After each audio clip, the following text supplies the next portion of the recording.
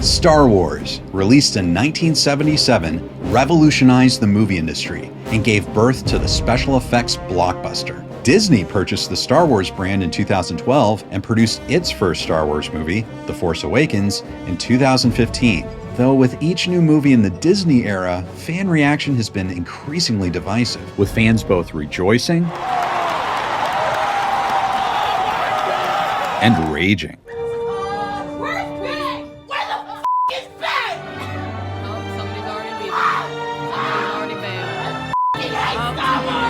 A completely different franchise, the Cobra Kai series, is a direct continuation of the 1980s Karate Kid movies, with the first season premiering 34 years after the original film. Unlike the Star Wars sequels, every season of Cobra Kai has been universally loved by critics and fans of the Karate Kid movies. So what is it about Cobra Kai that makes it adored by both old and new fans, while Star Wars seems to be constantly struggling with fans? And can Disney and Star Wars learn some valuable lessons from the creative success of Cobra Kai? I'm Ken Cole, and if you're a fan of Star Wars, Karate Kid, or Cobra Kai, you're in the right place. And if you enjoy this video, go ahead and click like and subscribe, and you'll help this channel grow. So today, we'll be diving into both Star Wars and Cobra Kai to discover what lessons the Cobra Kai series could teach Star Wars. Be sure to let me know what you think in the comments, and I'm going to share 7 main lessons that I think Star Wars can learn from Cobra Kai. Now, before I start, I want to say that I've enjoyed the Star Wars and Karate Kid movies ever since I was young. And whether you like or don't like the new Star Wars movies and shows, I think everyone can agree that there's a lot of division among fans about Disney's version of the Star Wars franchise. And also, this isn't limited to just Star Wars. We've seen legacy continuations of many classic properties, from Star Trek to Jurassic Park to Bill and Ted to Ghostbusters. So hopefully these 7 lessons from Cobra Kai can apply not just to Star Wars, but to other legacy franchises as well. So let me give a little background for our discussion. If you haven't seen it, Cobra Kai is based on the Karate Kid movies. There were 4 Karate Kid movies released between 1984 and 1994, and all of them starred Pat Morita as Mr. Miyagi, who was nominated for an Academy Award for the original movie.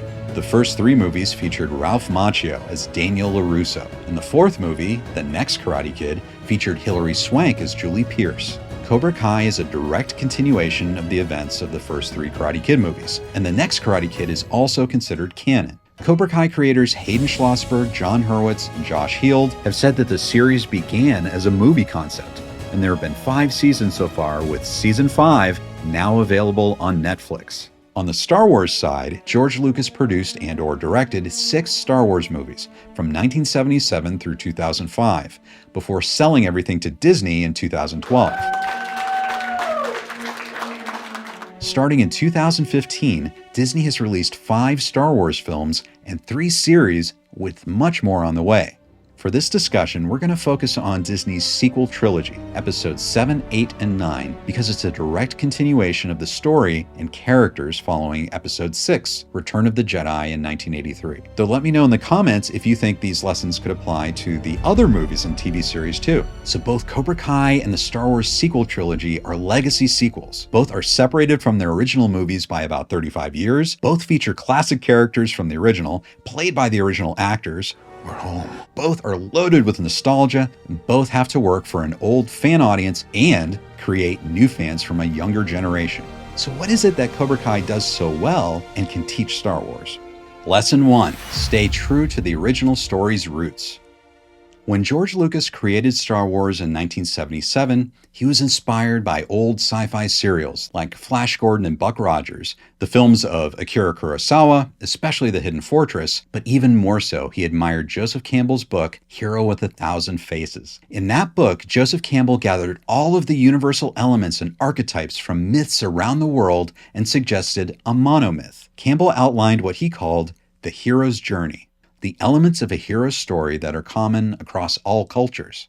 Lucas wanted to take these ideas and create an archetypal myth set in outer space, and that's what he did. In Star Wars, we see Luke Skywalker go on the hero's journey. Pointing out all the connections between Star Wars and the hero's journey would take a whole separate video, but the key here is that, like it or not, the hero's journey makes up the DNA of Star Wars, so it makes sense that any Star Wars sequel should stick close to the hero's journey. But did the sequel trilogy do that?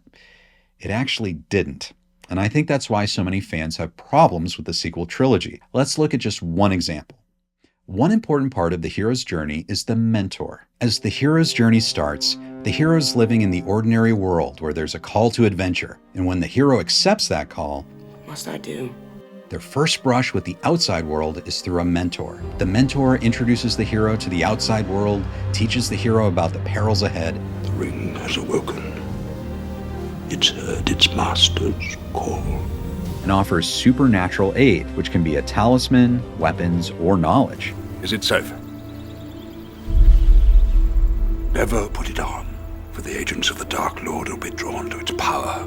In the monomyth, the mentor represents destiny. We see a great example of this in Star Wars A New Hope. Luke is living in the ordinary world on Tatooine with his Uncle Owen and Aunt Beru and encounters Obi-Wan Kenobi. Rest easy, son. You've had a busy day. When Luke accepts his call to adventure, I want to learn the ways of the Force and become a Jedi like my father. Obi-Wan teaches him about the outside world, gives him supernatural aid through both a weapon, his father's lightsaber, and the ability to use the Force. Remember, a Jedi can feel the Force flowing through him. Which is how Luke destroys the Death Star. Use the Force, Luke. You're all clear, kid. Now let's blow this thing and go home. In The Force Awakens, however, Rey doesn't really have this key mentor figure that introduces her to the outside world and offers supernatural aid. When we meet her, she can already kick ass and she already knows about Luke Skywalker. Luke Skywalker?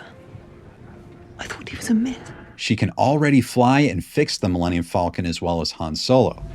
What'd you do? I bypassed the compressor.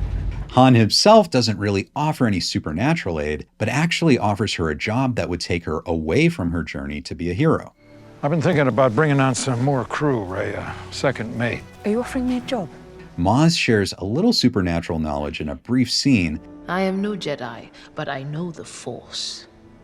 It moves through and surrounds every living thing. But that's well after Rey has been introduced to the outside world, and Rey pretty much figures out everything on her own anyway, without anyone's help.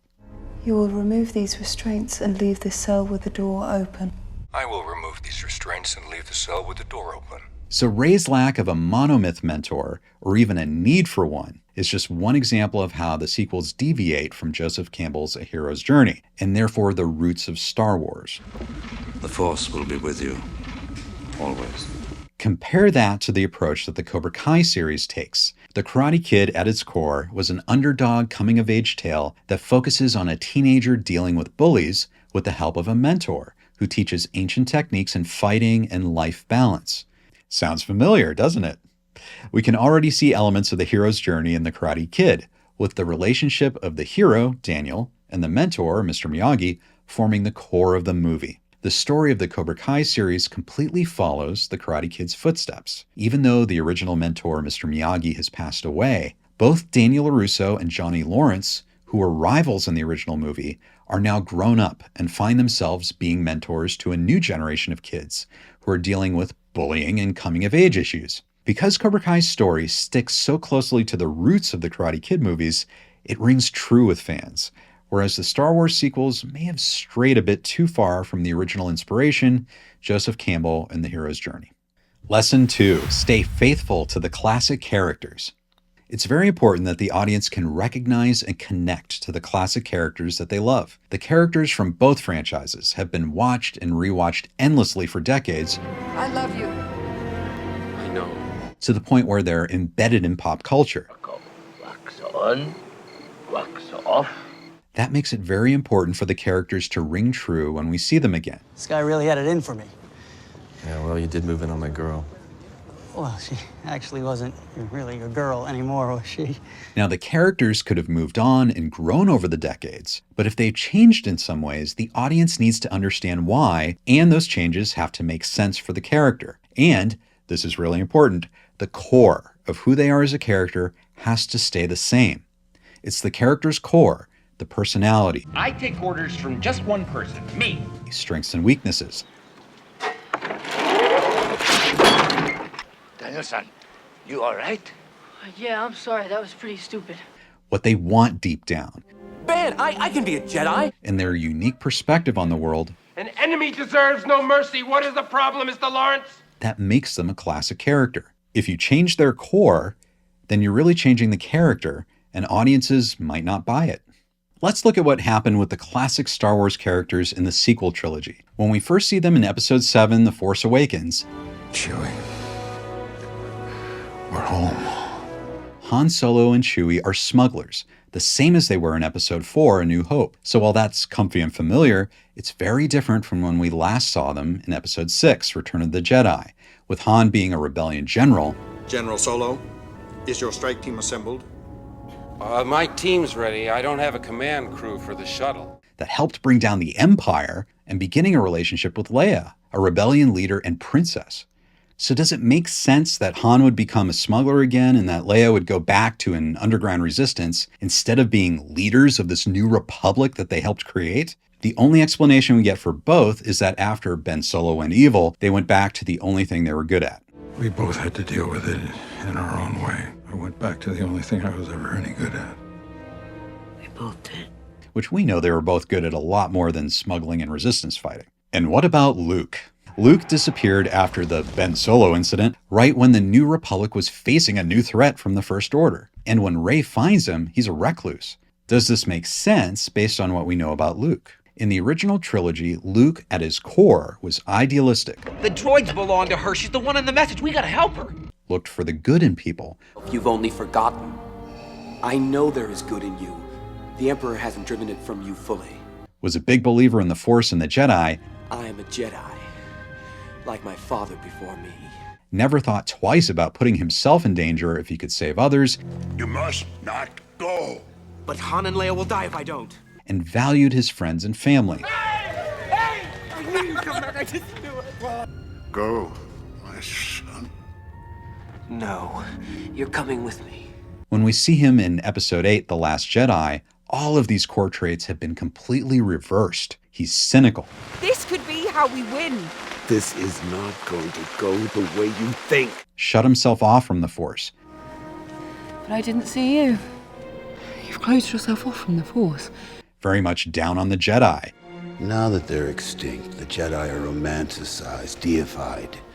But if you strip away the myth and look at their deeds, the legacy of the Jedi is failure.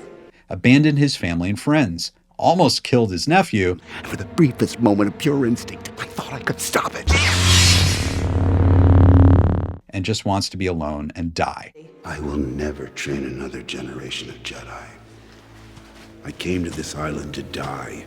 A lot of fans had trouble accepting Luke in The Last Jedi, and I believe it's because his core character traits had changed so much, he was a completely different character, and not the character they knew and loved. Mark Hamill, the actor who plays Luke Skywalker, has been very open about how he objected to this version of Luke, and in order to play him, he needed to think of him as a different character. I almost had to think of Luke as another character. Maybe he's Jake Skywalker. He's not my Luke Skywalker. On the other hand, let's look at how the Cobra Kai series handles its classic characters. The very first shots take us right back to the end of Karate Kid Part 1, where Johnny lost the tournament.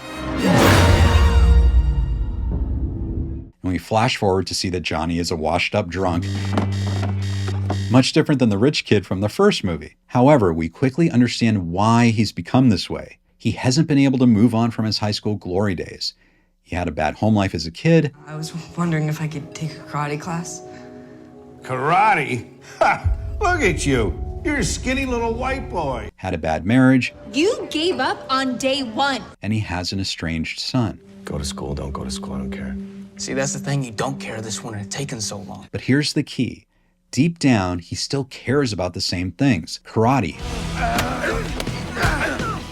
Being competitive. 80s music and movies. His ex-girlfriend, Allie. And he still has all the fighting skills and desire to win that he had in the first movie. So even though a lot of stuff has happened in 35 years, deep down it's the same Johnny we know and love from the original Karate Kid. You see that? Doesn't matter if you're a loser, or a nerd, or a freak. All that matters is that you become badass. And the same thing can be said for the other classic characters like Daniel LaRusso, John Kreese, Allie Mills, Chosen, Kumiko, and Terry Silver. They've all moved on to different places in life, but in ways that make sense. And at their core, they're the same characters we know and love, which is a big reason the fans have embraced the Cobra Kai series. And I think that's something that the Star Wars franchise needs to keep in mind when it uses its classic characters. Lesson 3, keep the classic characters and their relationships prominent. Not only is it important to stay true to the classic characters, but they should be front and center in the new installments. There's a reason people want to see more installments of a franchise, and that's because they want to see the characters they know and love, and they want to see the continuation of their relationships. With the Star Wars sequels, the classic characters went from leading roles to supporting roles that popped up at different times throughout the 3 movies. And on top of that, audiences didn't get to see much interaction between these classic characters. Where's Han? And there was never a scene where Luke, Leia, Han, and Lando were all together again. So these classic characters were not utilized prominently, and the strong relationships that had been built over the original trilogy were not an important part of the sequel trilogy. Compare that to the Cobra Kai series, where the classic characters and their relationships and conflicts drive the entire series. Destruction and disrespect! I already said I don't know what you're talking about, LaRusso. And you don't know what you're talking about either. Johnny's loss to Daniel in Karate Kid 1 still weighs on him. So we both made it to the finals. It was 2-2. What happened? Who won? LaRusso won. I lost. He decides to reopen his high school karate dojo, which reignites his rivalry with Daniel. The entire story flows from these classic characters and their relationships with each other. Well, what do you know? The gang's all back together. Which goes right into the next lesson. Lesson 4, feature new characters, but use classic characters to introduce them. If a film or TV series is going to offer something new and create a new generation of fans, it can't rely solely on classic characters. It has to create worthy new characters. The secret, though, is to use the classic characters as a springboard to introduce the new characters. Why? Because we already care about the classic characters, and they'll make us care about the new characters. With the Cobra Kai series, we're introduced to a multitude of new characters, but that happens through the classic characters of Daniel and Johnny, whether it's Sam, Amanda, Daniel's professional rival Tom Cole. I was 2-time All-Valley champ. Whoa! Did you hear that, everybody? We got a 2-time karate champ over here. I guess I should be worried. Or Johnny's neighbors, Miguel and Carmen. The classic characters are the springboard for the new characters. However, in the Star Wars sequels, it's the opposite. It's the new characters who introduce the classic characters. We're introduced to Poe, Kylo Ren, Finn, and Rey well before Rey and Finn introduce us to Han Solo and Chewie. Where are the others? Where's the pilot? I'm the pilot. You? We see Leia down the line, and then, poor Luke. The main danger with this is that the new characters, who are not yet fully developed or guaranteed to have broad appeal, are setting the story context and boundaries for the classic characters, when it's really the classic characters who are established and well-loved. It's their story we care about, and they should be setting the story context and boundaries for the new characters. Once that's done, the new characters have a much better chance of flourishing in this established world. As talented as the actors of the sequel trilogy are, notice how their characters sometimes don't have consistent motivation or arcs throughout the 3 movies. A Jedi's weapon deserves more respect. The problem may have been prevented if they used Cobra Kai's technique of focusing the story on the classic characters first and using them to introduce the new characters. Got a call from your principal. Heard about our trip to Colorado. Well, I had no idea what a real father-son trip looked like, so I had to use my imagination.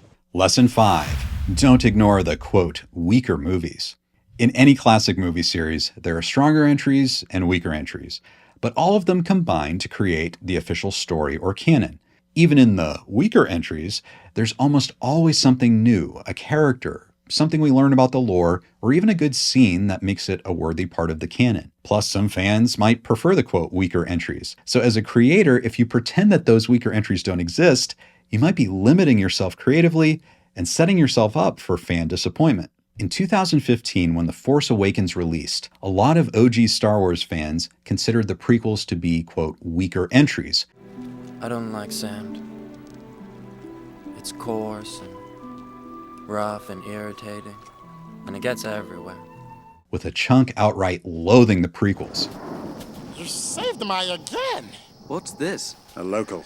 Though this feeling wasn't necessarily shared by everyone, especially younger fans who grew up with the prequels. Possibly trying to avoid fan backlash, the Star Wars sequel trilogy almost never referenced anything from the prequels. Yet regardless of how anyone felt about them, the prequels included a lot of lore and world building for the Star Wars universe and other highly regarded elements like introducing the concept of the Sith, the character of Darth Maul, and Ewan McGregor's performance as Obi-Wan Kenobi.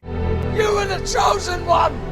Instead of incorporating and developing these well-received aspects, the creators of the sequel trilogy just pretended they didn't exist. By doing that, they cut themselves off from locations, characters, and story threads that could have made for a richer and more cohesive sequel trilogy. In the Karate Kid universe, the equivalent of the prequels would be Karate Kid Part 3. And regardless of what anyone says, the prequels were much better received by audiences than Karate Kid 3. Though it's always had its fans, it didn't get great reviews when it came out. 2 thumbs down for the Karate Kid Part 3. And didn't make that much money. In fact, Sony didn't even include Part 3 in the Blu-ray collection that just had Parts 1 and 2. Many people who made the movie, from Ralph Macchio to director John Avildsen, didn't like how Part 3 turned out. Though here's the key. Karate Kid 3 did, like the Star Wars prequels, include a lot of new lore with the history of the Cobra Kai fighting style and introduce the epic villain Terry Silver. This guy wants to break you, humiliate you, stomp you into the ground! Now what are you gonna do about it? The creators of Cobra Kai could have taken the easy path and ignored Karate Kid 3, but they were fans of all of the Karate Kid movies and characters and respected that Karate Kid Part 3 was canon. They embraced the creative challenge to recognize all the good aspects of Karate Kid 3 and remold them for the Cobra Kai series to realize their full potential. Thanks to this approach, we now have the epic return of Terry Silver in Season 4. It's nice to see you again. Who I think is one of the best characters on television right now. That's what you get for betraying your sensei. That same approach could have been a creative goldmine for the sequel trilogy. And right after the release of Force Awakens, fans were naturally trying to make prequel connections, guessing that Snoke might have had something to do with Darth Plagueis the Wise. But nope.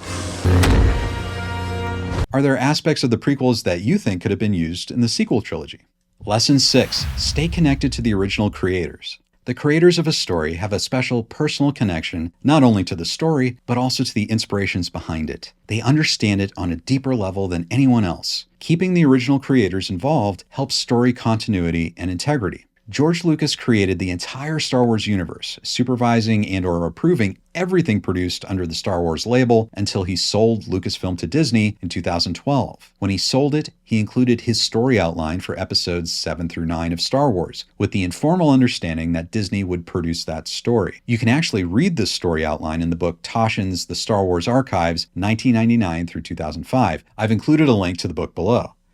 However, Disney eventually decided to throw away Lucas's outline and write a new story without Lucas, and Star Wars has had no official creative involvement from George Lucas since. Regardless of any behind-the-scenes politics, the sequel trilogy lost a major resource in Lucas, and many have noted the lack of continuity in the story of the sequel trilogy. Look at this. In the Cobra Kai universe, Robert Mark Kamen was the creator and writer of The Karate Kid, and he wrote the first 3 movies, as well as the new Karate Kid Broadway musical. For the Cobra Kai series, creators Schlossberg, Hurwitz, and Heald have kept Robert Mark Kamen involved, getting feedback from him with each new season of the show to make sure everything is authentic to the universe he created, which has resulted in high praise from longtime fans of The Karate Kid. Even if it wasn't possible for George Lucas to be involved with Star Wars, perhaps Disney could have included longtime collaborators of Lucas. And Disney may have already learned this lesson as they brought in Lucas alumnus Dave Filoni to help run The Mandalorian and future Star Wars series.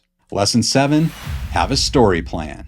A story plan makes sure everyone in the filmmaking process is working toward the same goal. This is especially important when multiple writers and directors will be handling different installments of a series. When George Lucas produced the first 6 Star Wars movies, he was in a unique position. He created this fantastical world, so he was able to personally develop it and mold it as it went along. Even if he changed his mind along the way, story details and arcs were consistent because he was the inventor of everything. And as mentioned before, he did write a story for episodes 7 through 9 that was thrown out by Disney. Because Lucas was not involved in the sequel trilogy, multiple writers needed to develop a new story for Episode 7, including J.J. Abrams and Lawrence Kasdan. However, there was no hard plan for future installments. For Episode 8, The Last Jedi, writer-director Rian Johnson took over and went his own very different direction in tone and story. Then for Episode 9, Colin Trevorrow's script was thrown out before J.J. Abrams came back and again made more changes that altered the story and tone. Some consider to be unnatural. With many fans feeling disappointed with the unevenness of the sequel trilogy's overall story. In contrast, the Cobra Kai creators always had a plan for the general direction of the story over at least 5 seasons. From the beginning, they knew where they were going with the story and have been heavily involved in writing, producing, and directing each season. This has given the series a very cohesive feel, and each season feels like the next chapter in a continuing story. So those are the 7 lessons I think Cobra Kai could teach Star Wars. And looking around, it seems like many other legacy franchises might want to take some time to study these lessons, and the Cobra Kai series as a great example of how to please old fans while creating many new ones. What do you think? Do you agree with these lessons, and do you think they could apply to the other Star Wars movies and shows? Or do you think Star Wars is just fine? What other legacy franchises could use some advice? Let me know in the comments, and if you enjoyed this video, be sure to like, subscribe, and share so we can reach our goal of 25,000 subscribers. Thanks, and I'll see you next time.